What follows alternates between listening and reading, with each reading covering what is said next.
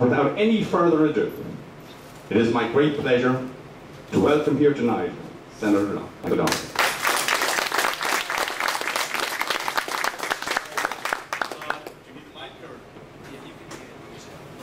It's great. No, I'm okay.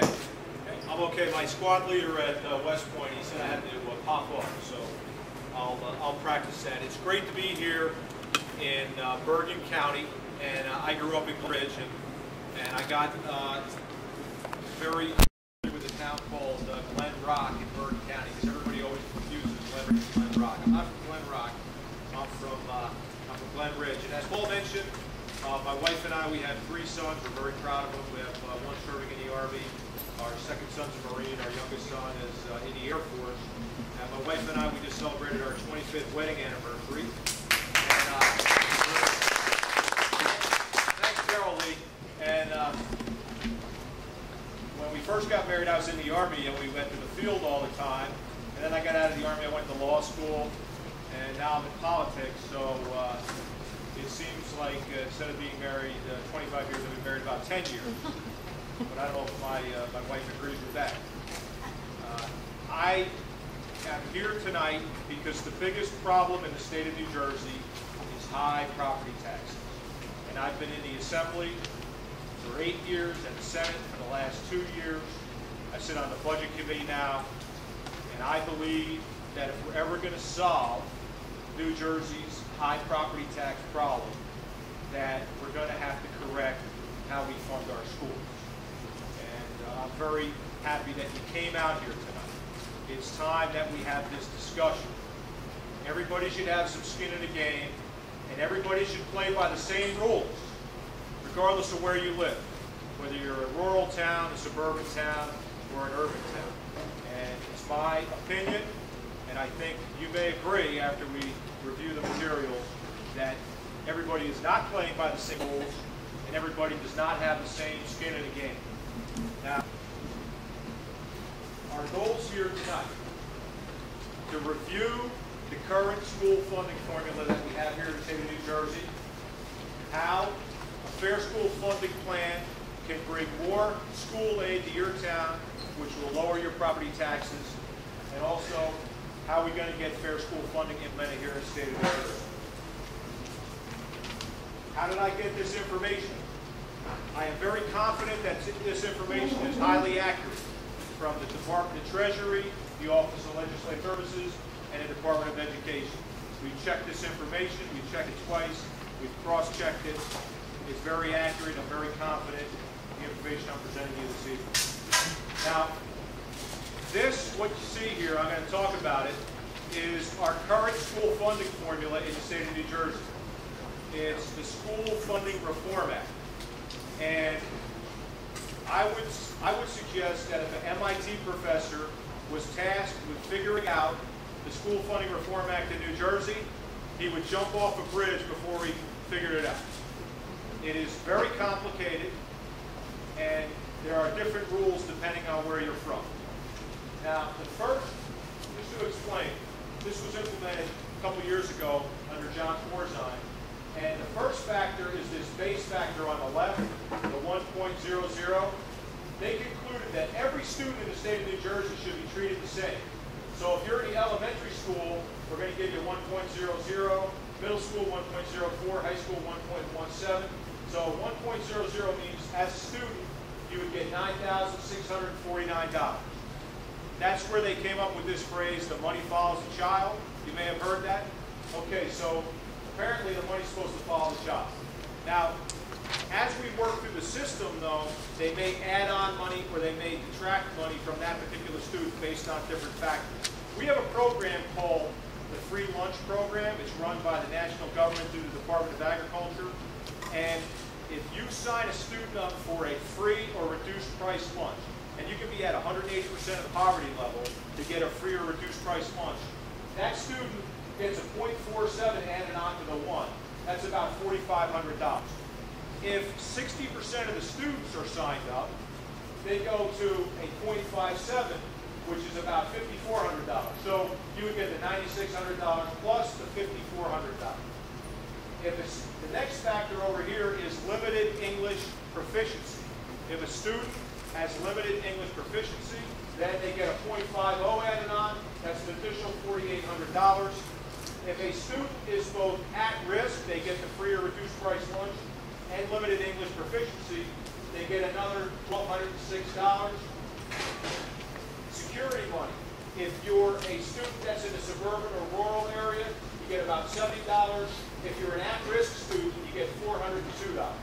Now, let me just stop right here. I have been questioning for many years about who is signing up for the free or reduced price lunch, because it's a lot of money. It's a lot of money. You get $4,500 to $5,500 for it. And just last week, the state auditor, Stephen Ells, issued a report. He said, okay, we want to actually audit these schools that are designating and verifying students at risk. And they determined, ladies and gentlemen, that there is a 37% error rate. That 37% of the students that were signed up for free or reduced price lunch that had the at-risk designation were ineligible. Now that's a big deal, because we're talking about $2 to $2.5 billion times 37%. That's about $700 to $800 million that could possibly be distributed under the School Funding Reform Act that those students are not eligible. So once you sign up for that free or reduced price lunch, it better be accurate, because you're getting $4,500, or if you sign up over 60% of the kids, you're getting $5,400, plus you get the security fund, plus some of these other factors. The next factor is the geographic cost. Right here, if you live in a more expensive area, say an urban area, you're going to get more money. If you live in a suburban or rural area, they consider it to be more economical to operate there, you're going to get less money. And finally, equalization aid, which factors in the income wealth of a town, and it factors in the real estate wealth of a town. And I also have a problem with this particular factor right here, the real estate wealth of a town, and I'll tell you why. There was a comptroller report that came out last year, August 10, 2010, Matthew Boxer, he's a state comptroller, and he looked at towns giving away tax abatements. And when a town gives away a tax abatement, what it means is, instead of the property being on the real estate rolls, being counted, it's off the rolls. So that money doesn't go to the county, that money doesn't go to the local school, and that money is not on the books for real estate value. But that factor is in the equation, the real estate wealth of the town. Now, what Matt Boxer found, what a lot of these towns do, is they will get a thing called payment in lieu of taxes. It's sort of a backdoor payment. So instead of having it on the books and collecting it, they're actually able to reduce their real estate value, still get the money as payment in lieu of taxes, take it away from the school, take it away from the county, but you know why they don't care? Because we're paying for their schools. And a good example is Jersey City. Jersey City, they haven't done a reevaluation since 1988, and Matt Boxer found out that they've given away over $2 billion of real estate through the tax abatement program. That would mean $130 million more for Jersey City to run their schools and to run their town. But you know why they don't care? Because 88% of their schools paid for by the state of New Jersey. And nobody's checking. Matt Boxer said this is a real problem because it's the Wild West out there, and these towns are artificially lowering their real estate value. So what we have, ladies and gentlemen, is we have different people playing by different rules in the state of New Jersey. They can sign up students for free or reduced price lunch knowing that nobody's checking. And the state auditor said this factor should actually be removed by the state for any decision making on how to distribute money because it was so inaccurate. And they also play games with the real estate value of the town. So while your town may have to have all your ratables on the books so you can pay all your bills, other towns have been figuring out how to manipulate the system. Okay, how do we collect the money to fund our schools in New Jersey? We do it through the state income tax. And this is a provision of the state constitution regarding the state income tax. And it says that all the money that's collected for the state income tax should go for the property tax relief fund. for schools, for counties, and for municipal aid. And it also says, interestingly, that the legislature is supposed to decide how that money is distributed once it's collected. Now, in New Jersey, we have a very progressive state income tax. The top 1% pay 38.5% of all the taxes. The bottom third pay 0. So this factors in my opinion, the economic differences among our citizens. It factors in the ability to pay. The top 1% pay almost 40%.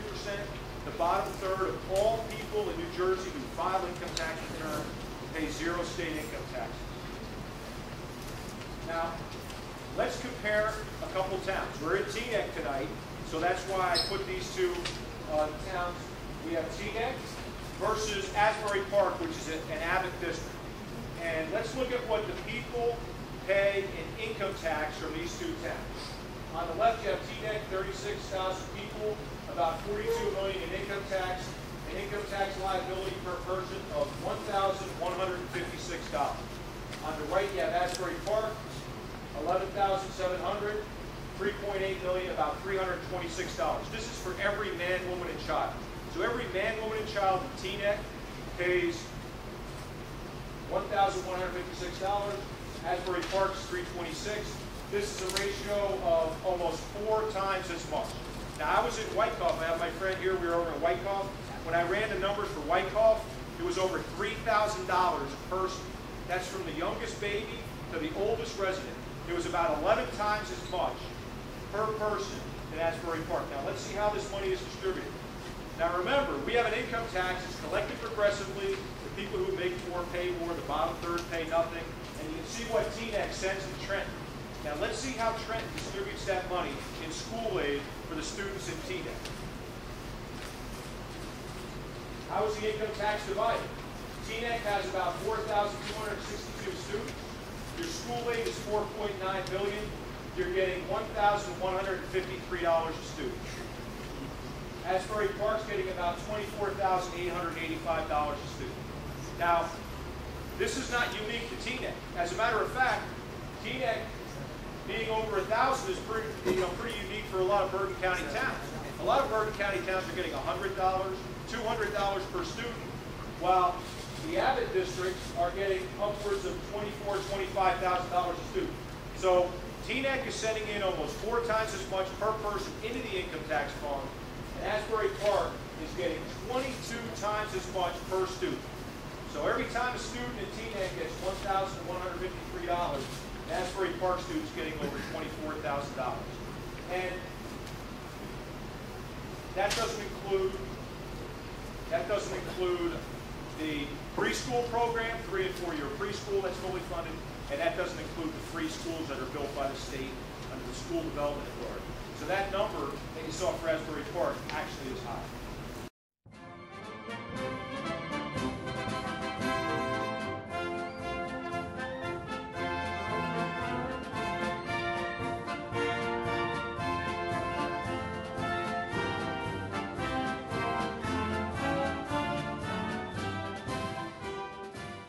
Who the hell do you think you are?